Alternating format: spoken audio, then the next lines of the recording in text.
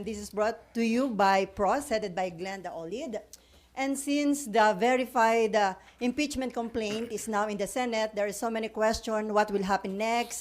Will there be impeachment trial during the break? So to answer those questions, our guest for today is no other than Senate President Francis Chis Escudero. Hi, sir. Magandang umaga. Good morning. At parang dumami kayo.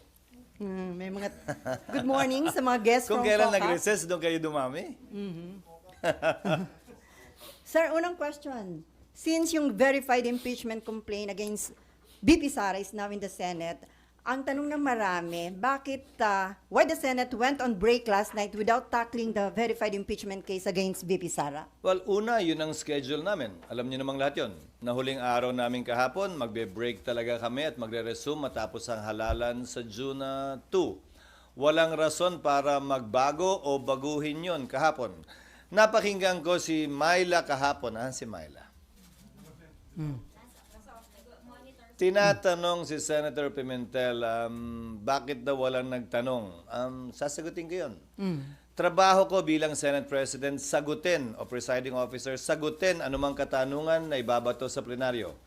Pero hindi ko trabahong tanungin yung mga miyembro kung bakit hindi sila nagtanong at anong nasa isip nila, ba't hindi sila nagtanong.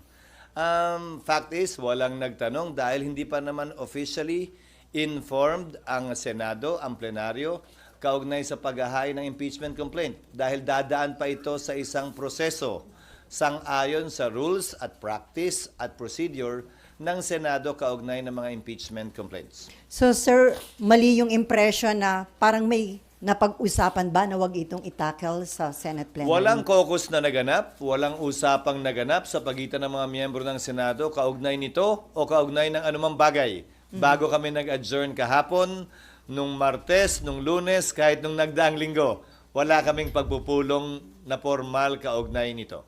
So what will happen now on the articles of impeachment? As Senate President, it's your call, di ba sir? So what is your plan?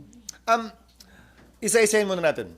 Sang-ayon sa rules ng Senado, kapag kami inihaing articles of impeachment or complaint or resolution on impeachment sa Senado, the Senate President, nakalagay sa rules namin, shall take proper order of the subject of impeachment. Ngayon, ano bang ibig sabihin ng shall take proper order of the subject of impeachment? Hindi nung impeachment complaint, hindi nung impeachment, but the subject of impeachment. Ibig sabihin nun, kailangan isaayos muna ng Senate President ang Senado para sa pag-conduct ng isang pagdinig o trial. Sasagutin ko rin yung isang napakinggan kong abogado na tila eksperto din daw sa mga bagay na ito. Sabi niya, the Senate shall immediately, ayon sa kanya, sabi ng Konstitusyon, proceed with trial. Busin na lang ng konti, pero parang hindi niya nabasa yung saligang batas. Walang sinabing immediately ang saligang batas. Ang sinabi ng saligang batas ay shall forthwith proceed with trial. Ngayon, kung babalik tanawan natin, bago ko sagutin yung tanong, Sally, kukumpletuhin ko na para... Okay. Kung babalik tanawan natin, may inihain na impeachment complaint noong 2011 laban kay Ombudsman Mercy Gutierrez. Inihain nyo ng March 23. Nag-adjourn ang Senado ng March 26. Walang ginawa ang Senado noon. Nagsimula ang trial May 19. Mahigit kulang-kulang isang buwan ang lumipas dahil magre-recess din sila noong mga panahong yon. Kung maalala nyo ang impeachment ni dating Chief Justice Corona, ng yumaong dating Chief Justice na si Corona, final ang impeachment complaint ng December 13, nag-trial po sila January 19. So kung susuriin nyo, base sa President yung salitang forthwith, hindi naman po ibig sabihin nun, kinaumagahan, agad-agad, dali-dali. Mahigit 2 buwang inupuan, pinag-aralan, binasa, tiningnan ng Kamara yung mga impeachment complaint na nakabinbin. Mahigit 2 buwan, hindi finorward ng Secretary General ang impeachment complaint sa tanggapan ng Speaker para i-refer sa plenary at sa Committee on Justice. Magkatabi lamang naman ang kwarto tulad sa Senado ng Secretary General at ng Speaker, ang Secretary ng Senate at ng Senate President. Bakit naman kami bigla sasabihang gumalaw, umakto agad sa loob lamang ng ilang oras. Kung nagpa-banjing-banjing sila gawin ito, siguro wala naman silang basihan ngayon na madaliin kami, lalo na nasa huling araw na ng sesyon. Yan pinadala sa amin, halos mag-aalas 5 pa ng hapon. So, bilang katugunan, gagampanan namin ang aming tungkulin na pwedeng magawa habang recess, kabilang na ang pag-review ng rules ng Senado sa impeachment dahil kailangan po itong i-update. Halimbawa, yung pagkakaroon at requirement ng judicial affidavits, yung pagkakaroon ng provision at procedure para mag-hearing sa harap ng commissioner, yung pagkakaroon ng matatag at malakas na pre-trial procedure para swabe na at hindi na komplikado at magulo yung trial proper. Ito ay mga bagong procedure sa rules of court na pumasok bago po namin itinalaga yung aming rules on impeachment noon na kailangan po naming baguhin. Pangalawa, kailangan pa rin pag-aralan siyempre ng Secretary General ng Senado, ng Secretariat ng Senado, yung impeachment complaint mismo. Tinanggap lamang namin yung kahapon. So dun sa nagsasabing, bakit hindi agad-agad binaba sa baba? May trabaho po kaming kailangan gampanan. Halimbawa, sang-ayon po kasi sa e-commerce law at sa e-gov law, pwede naman maglagay ng e-signature. Hindi ba? Sa resolution, sa bill, sa committee report. Pwede ang e-signature dahil hindi po yan verified. Subalit, ang complaint or resolution on impeachment, verified po yan. Pinanumpaan dapat yan sa harap ng Secretary General ng Kamara. Susuriin pa po isa-isa ng Secretary ng Senado yung mga pirma kung e-sig ba yon o wet signature. Bawal po ang e-sig. Dahil kailangan pinanumpaan ito. Paano ka manunumpa sa harap ng SecGen kung inutos mo lang yung opisina mong i-affix yung e-sig? Meron naman pong app, gagamit kami ng iba't ibang app para makita at malaman kung e-sig nga ba siya o wet signature. Para matiyak na yung bilang talaga ay sapat dun sa 1/3 para mag-comply dun sa direct filing sa Senado. Mga halimbawa lamang ito na mga dapat pang gawin at gampanan ng Senado. At bilang panghuling sagot, para mag-convene ang impeachment court, kailangan may sesyon ang Senado. Okay. Para manumpa ang impeachment judges, kailangan may sesyon ang Senado. Bagaman ang trial pwede mag-proceed kahit na recess, tulad ng nangyari kay dati at yumaong Chief Justice Corona, dapat ito'y masimulan, makonvene at mapanumpa ang mga judges kapag may sesyon. So kung may mangyayari mang aksyon o kaganapan kaugnay nito, yan ay mangyayari sa June 2, pag-resume ng Senado, matapos ang eleksyon at pasayan ng mayoriya ng Senado kung aamyendahan ba yung rules, anong ilalagay sa rules, i-authorize ba tulad ng nasa rules of court ngayon na suppletorily applicable na pwedeng mag-hearing habang recess dahil may 12 senador pa namang maiiwan natatawid hanggang 2028 pa ang termino, kabilang ako. 12 lamang naman ang matatapos ang termino. Gagawin ba yung parang sa rules of court, I'm only citing examples, na i-authorize yung 12, parang hearing before a commissioner, natanggapin lamang yung ebidensya. Ito'y court of record naman kasi. Ibig sabihin, kahit na wala pa at hindi personal na narinig yung ebidensya, mababasa naman. Ngayon nga may video pa. Okay. Sir, yung Sana natugunan ko yung iyong katanungan. Sir, Bagaman mahaba. Sir, yung normal course of events na hindi kayo pwedeng mag-impeachment trial dahil naka-adjourn yung session. Pero according to Senate Minority Leader Coco Pimentel, may tinatawag siya na extraordinary situation na pwede niyong i-waive yung rules at kung acceptable to everyone, pwede pa rin kayo mag-conduct na impeachment trial kahit naka-break ang session. Pwede na, gaya ng sinabi ko, ginawa yan nung panahon ng impeachment ni dating Chief Justice Renato Corona. Tumuloy yung impeachment trial bagaman nag-adjourn na ang Kongreso at ang Senado. Nasa rules namin yun. Hindi na kailangan maging extraordinary pa. Pero ulitin ko, kailangan nasimulan at sinimulan ang trial ng may sesyon dahil kailangan mag-convene ang impeachment court ng may sesyon. Walang sariling buhay ang impeachment court, hiwalay sa Senado mismo, sa plenaryo ng Senado. kinakailangan ng plenaryo ng Senado para masimulan ang impeachment court. So sir, it is better ba kung nai-submit ng House of Representatives earlier o few days before ng adjournment para may time kayo na na-actionan sa That plenary? is water under the bridge. It's not for me to decide or pass over the wisdom, absence, or lack of it on the part of the House in filing it a few hours before we adjourn. Mas marapat siguro sila ang matanong kaugnay niyan. Pero ulitin ko, hindi naman siguro makatarungan o tama na pagkatapos nilang upuan ito ng ilang buwan, biglang pwersahin, pipilitin at sasabihan kami ng sino mang galing sa Kamara na, hoy, bilisan nyo, aksyonan nyo, ano ba kayo? Hindi. Hindi ganon at hindi ako papayag din nun. Ang impeachment process para sa akin, hindi mahalaga kung pabor kayo o kontra, hindi mahalaga kung ma-acquit o ma-convict.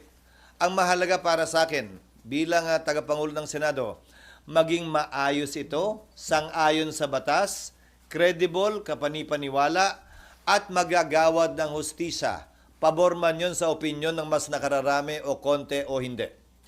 Considering yung mention nyo ng mga possible scenarios, sir, can we say na walang mangyayaring impeachment trial during the break or mahirap? Wala. Legally, it cannot be done. So, Legally, it cannot be done, again, as I said, because the impeachment court was not convened. The impeachment complaint was not referred to plenary for there to be a basis for the impeachment court to be convened by the Senate sitting as a legislative body, hindi muna as an impeachment court. sir, kahit sinabi ni PBBM na ayaw niya sa impeachment dahil divisive, sinuportahan pa ng isang religious group, pero still, natuloy pa rin na-impeach si BP Sara sa House, na i-transmit dito sa Senate. Indication ba yon na hindi nagpa-impluensya ang House of Representatives? Siguro mas sila yung dapat mong tanongin yan, hindi ako. Basta ang Senado, gagampanan namin ang tungkulin namin ng, tatagalugin ko ng may malamig na neutralidad ng isang hukom na walang kinikilingan. We will perform our duty and function with the cold neutrality of an impartial judge.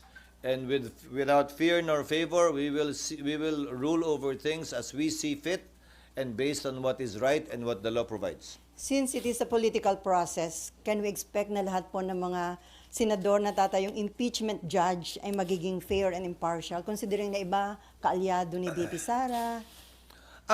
It is a political process, pero para sa akin, ito'y masasaksihan ng ating mga kababayan, tutunghayan ng ating mga kababayan. At malaki ang papel na gagampanan ng public opinion naman talaga dito. At yan ang tinatawag na political process siguro. Pero maging ganun pa man, siguro sabay-sabay tayo, impeachment judge man or mga kababayan natin na manonood sa pagdinig. At base sa ating mapapakinggan, makikita, hindi maririnig o hindi makikita, tayo mismo ay gagawa ng sarili nating pasya. At dahil political process nga ito at mga politiko ang tatayong umuupo bilang hukom, sinong politiko ang kilala mo na sumusuwag ika nga sa public opinion, lalo na sa panahon ng halalan. So, inimbento talaga itong sistemang ito na nagsulat ng ating saligang batas para ganito naman talaga. Hindi para maging sobrang hiwalay, ika nga, sa opinion ng publiko kaugnay sa bagay nito dahil politiko din naman ang hinuhusgahan. From Myla muna, although para nabanggit nyo na, kung May phone in? kung sir, kung after election magko-convene yung impeachment court, tas limited na yung time ninyo, carry over yun kung bago na yung composition ng mga senador at kongresista sa 20th Congress? Iyon ang aking paniniwala. Bakit? Ang Amerika kung saan natin kinopya yung ating sistema ng demokrasya at Republican government. Yung kanilang Senado, sa pagkakaalam ko, 1/3 lamang ang hinahalal at any one time. May naiiwang 2/3 pa rin. Kaya pwede mong sabihing continuing body talaga yung Senado. Ang Senado ng Pilipinas, 12. So, walang majority, walang quorum ang maiiwan. Subalit, ilang bagay ang nais kong sabihin kaugnay nito. Tingnan nyo na lamang ang mga collegial courts dahil ito'y hindi function ng legislature. Hindi ito typical na bill sa aking pananaw na pagtapos ng Kongreso, i-file mo uli. Pag hindi na-aprobahan, kailangan aprobahan uli ng magkabilang kamara. Kahit na-aprobahan sa kamara, dito hindi, simula uli sa simula. Halos lahat naman siguro sangayon. Ito ay impeachment court. Hiwalay sa function ng lehislatura. Pero siyempre, kikilalanin ang pagtatapos ng termino ng mga miyembro nito. So ano ang pwede nating ihalin tulad dito? Ang mga collegial courts. Ano-ano ang collegial courts? Sandigan Bayan, Court of Appeals, Supreme Court. Isama mo na yung Constitutional Commission, kabilang ng Civil Service, ang COMELEC. Tanong, kapag kami nakabinbin bang kaso sa mga ito at nagpalit sa tagal ng kaso sa mga korteng yan, ang mga mahistrado ng Korte Suprema, mahistrado ng Court of Appeals ng Sandigan Bayan, dahil ito ay mga courts of record naman, dinidismiss ba yung kaso o nagpapatuloy lamang? Hindi ba ang sagot ay nagpapatuloy lamang ito? Patuloy lamang yung mga kaso maski nagpapalit ang bumubuo ng collegial court na yon, tulad lamang ng impeachment court. Lalo na court of record din ang impeachment court, kung saan magpalit man, mag-absent man, hindi man mapakinggan ng personal ng impeachment judge, pwede pa rin siya gumawad ng desisyon base sa record na tinanggap ng ebidensya ng impeachment court. Sir, may patanong lang si Nympha. Paano Paano kung magpatawag... Asan ba sila? Nasa press officer. Paano daw kung magpatawag ng special session si PBBM? Pwede nyo na actionan yung impeachment? Oo, pwedeng mangyari yon, pero ang pagpapatawag ng special session sa aking pagkakaalam Legal. ay hindi para mag-convene ng impeachment court. Sa aking pagkakaalam, ang pagtatawag ng special session ay para sa mahalagang bagay at panukalang batas na kailangan ipasa. Ayon sa ating saligang batas. Hindi ito isa o saklaw marahil nung probisyong yon, kaugnay ng special session. Pero haharapin namin yon pag nandiyan na. Siyempre, pag nagpatawag ng special session, sang-ayon man kami o hindi, siyempre, alam namang hindi kami mag-attend. Okay, Mav and then RG.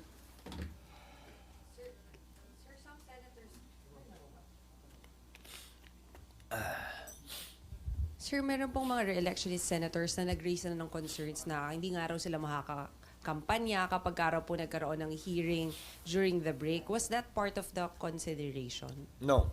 Again, we did not talk about that. Nobody discussed that with me, that particular concern.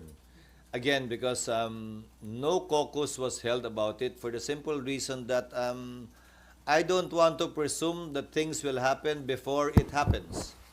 Mukha naman kami masyadong excited, di ba, na, ayun na, bukas, nandiyan na, lika, meeting tayo. No, we did not do that. We had a lot of work to do trying to rush pieces of legislation that I'm sure you don't want to ask about anymore and will not talk about given the impeachment na mahahalaga din naman na makabuluhan at may malaking impact sa ating ekonomiya at bansa. Okay, RG. Just At ikaw, follow-up lang dun sa kay Senator Bato. So, may Si basis... Senator Bato ba? Some senators lang ang sabi ni ma'am. Oo. Pero isa si Senator Bato na parang concern niya, parang talo sila o lugi kasi hindi sila makakapag-ikot habang ibang senatorial candidates makakapag-ikot. Actually, again, may basis yung concern. not necessarily. Tandaan mo, maraming senador maraming kongresista ang sumikat sa impeachment at naging senador. Maraming mga senador na nag-re-elect din base sa impeachment. So, depende. Dahil nakatutok ang lahat ng buong sambayanan doon, ayaw mo nun, di ka na mag-iikot.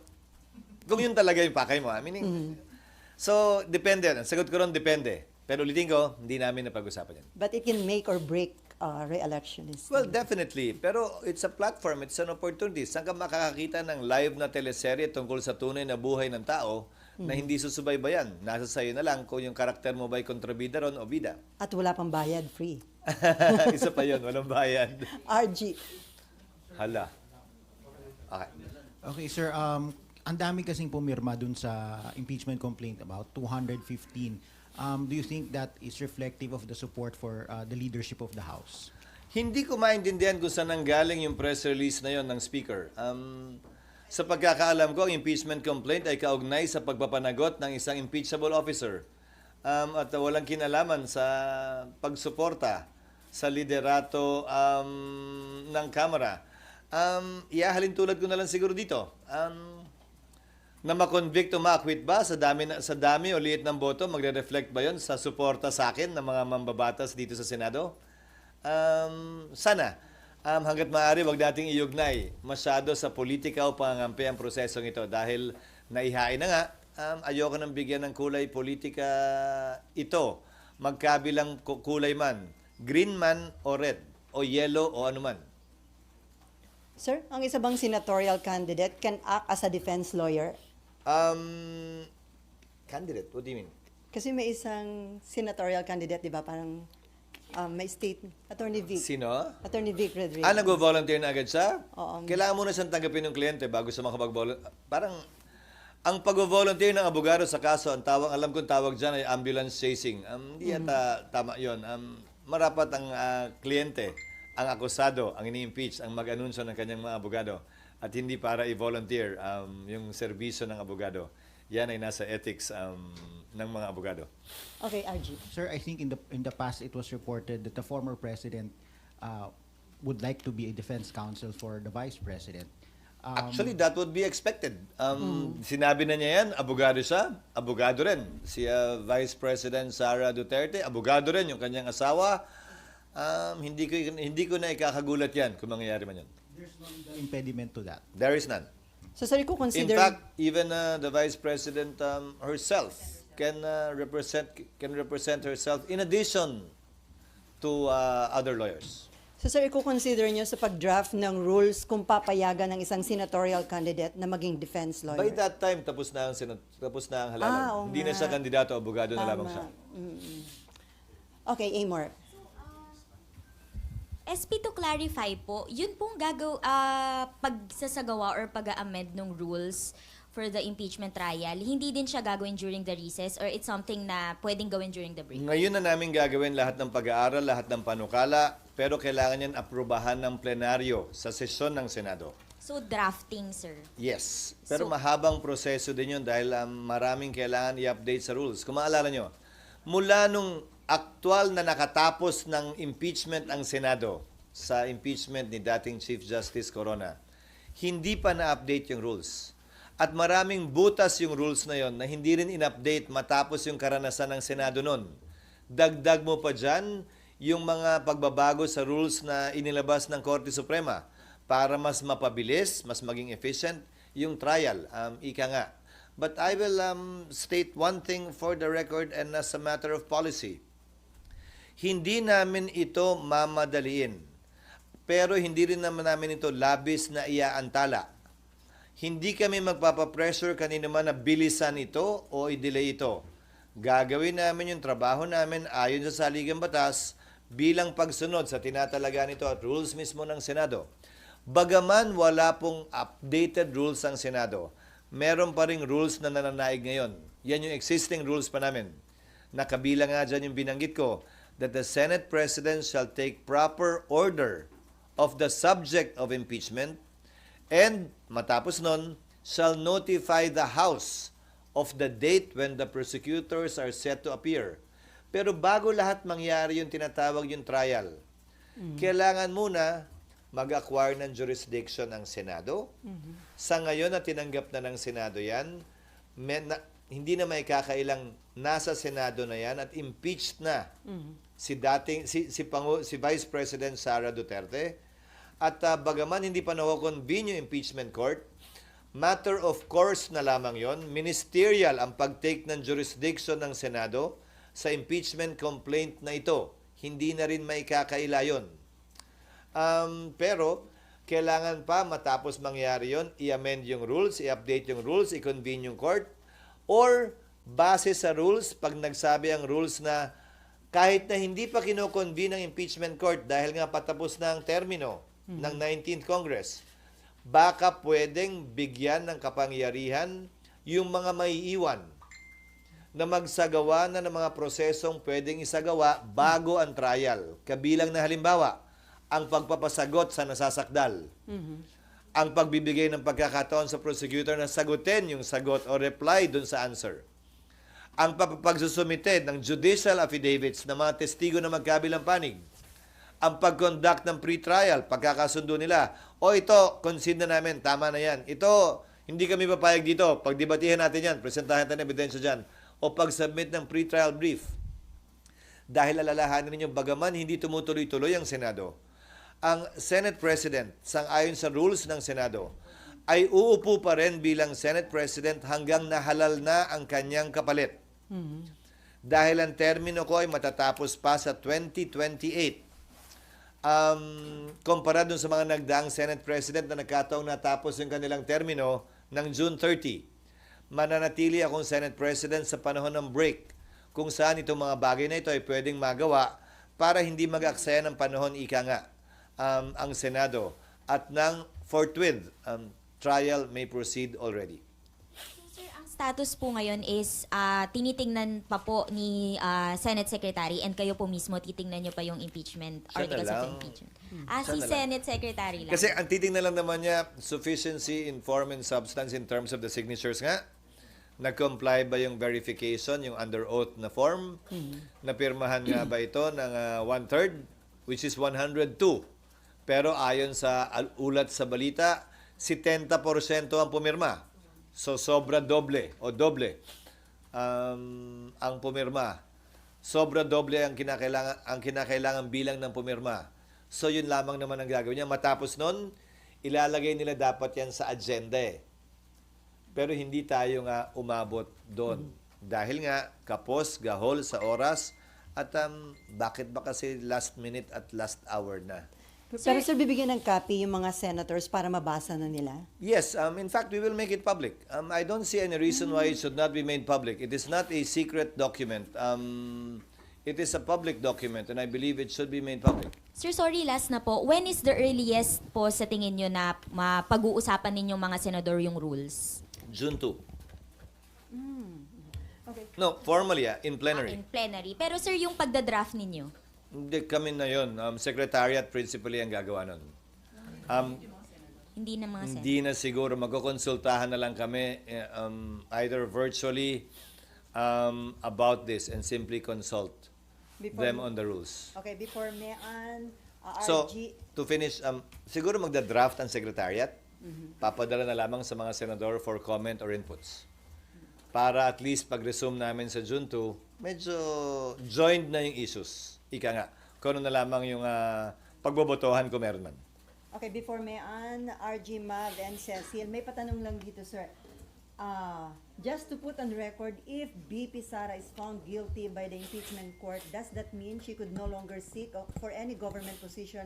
Perpetually disqualified na po ba siya? Yes, the penalty for a person convicted in an impeachment trial is removal from office and absolute perpetual disqualification to hold public office, elected or appointed. Okay, Mayan, and then RG. Good morning, Mabel. sir. Sir, ako ba, ate? Ay, oo nga pala. Isa na una pala siya. Sorry, dalawang Sir, Mayan. sir, sabi mo kanina, kailangan amend yung rule, magkakaroon kayo ng pre-trial, mahabang proseso. Yung kay Justice Corona dati, umabot ng 2 months bago nagsimula. So ano yung chance ngayon ng impeachment dito sa Senate? Wala na. Anong ibig sa kasalukuyang Senado?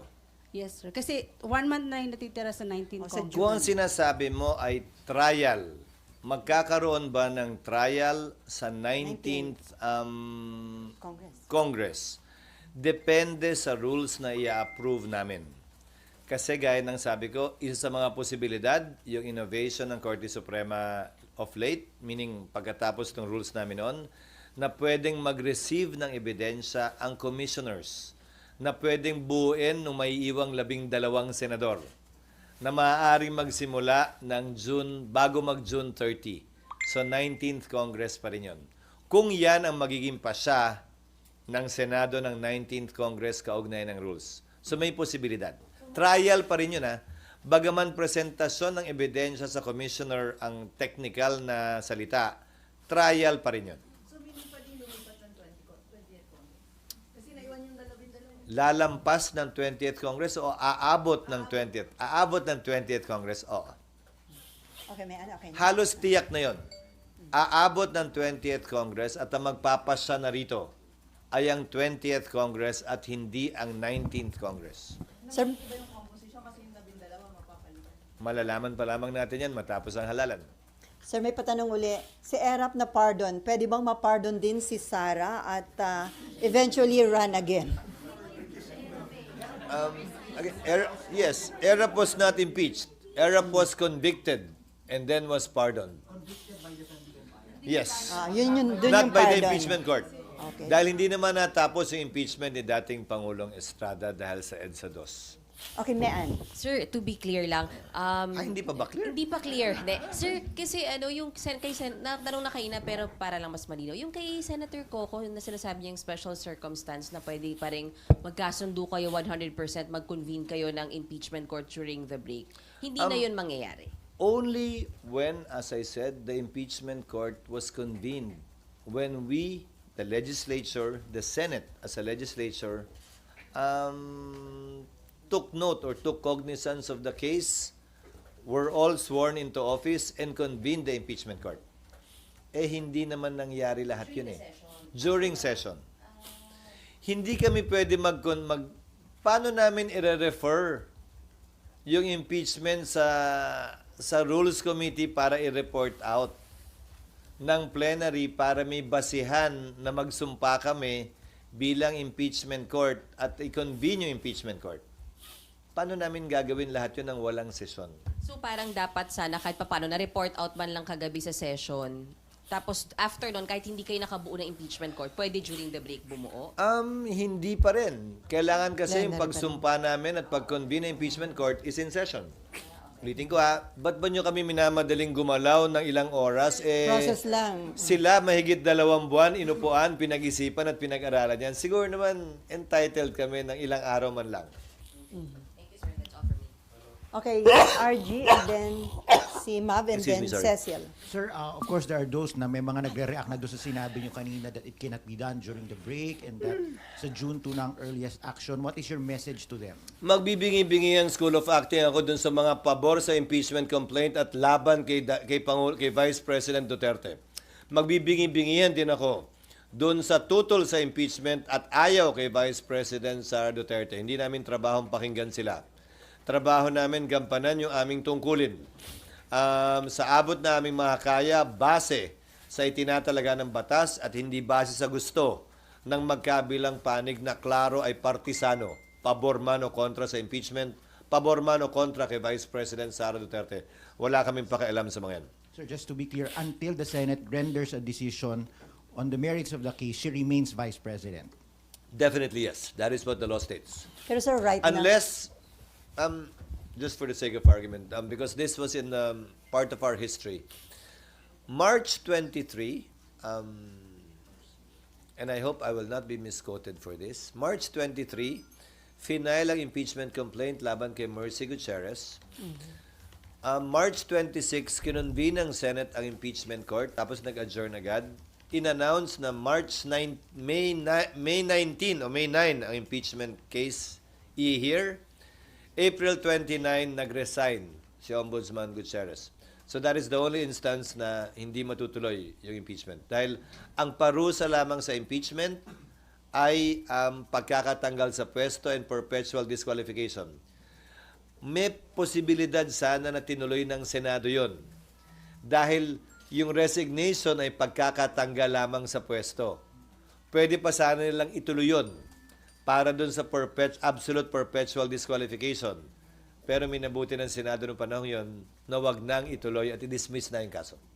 pero sir, right now, walang nang pressure o kumakausap sa iyo from both sides para yung isa, bilisan, aksyonan, o yung iba naman para upuan itong Well, impeachment. maraming bumabanat sa media magkabilang panig na gustong madalhin o gustong Mag-aksyonan. i-dismiss ito. Pero walang epekto naman. At tulad ng sabi ko, hindi ko papakinggan yung mga boses na yan.